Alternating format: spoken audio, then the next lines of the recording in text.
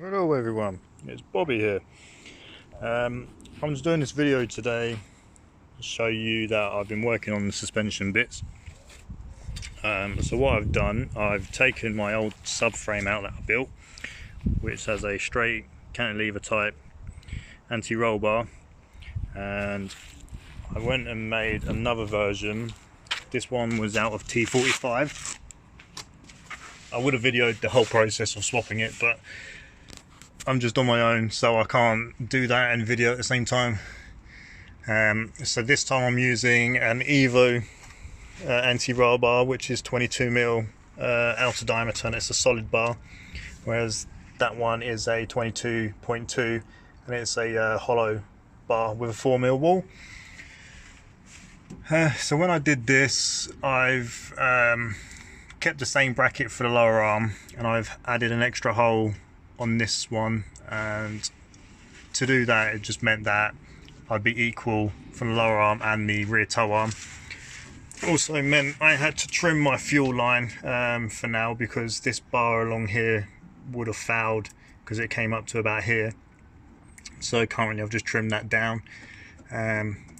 That's alright, because I'm working on the new fuel system which will eliminate all of this anyway, so I'm not fussed about that. That will do for about a month or two. So the reason why I did this is I wanted a lighter subframe. I always wanted to use T45, so I made that up, and I'm just messing around with anti-roll bars. I want to see the effects it has on different types of setups. That one, when I made that, I was very new to the cantilever type straight torsion bars. So what I did, let me go over that.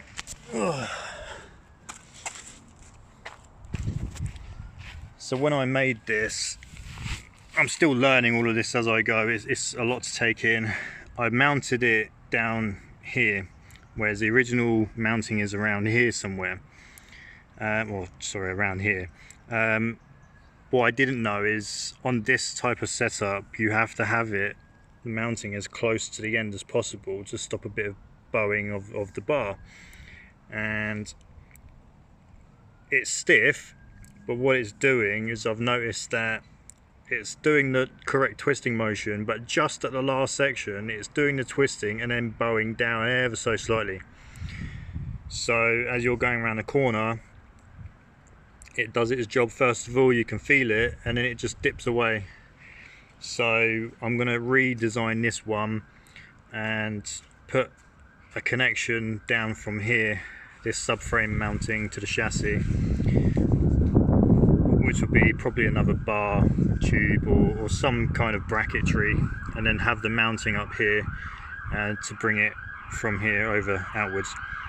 And then I'll put this one on and just see how that feels, and then go from there. So if I like it and I like how this ends up feeling, I'll probably make another T45 version like this with the bracket out here and just keep this bar, because this one is more adjustable in terms of length, and I had this one connected to the shock absorber rather than the lower arm, which I think I much preferred the mounting point of that. Yeah, other than that, the design has stayed the same. I've not messed around with the design. It works, the design works, it's very strong, it's triangulated in a lot of areas. And I'm back to the lower arms, which are connected to the anti-roll bar, whereas before I had,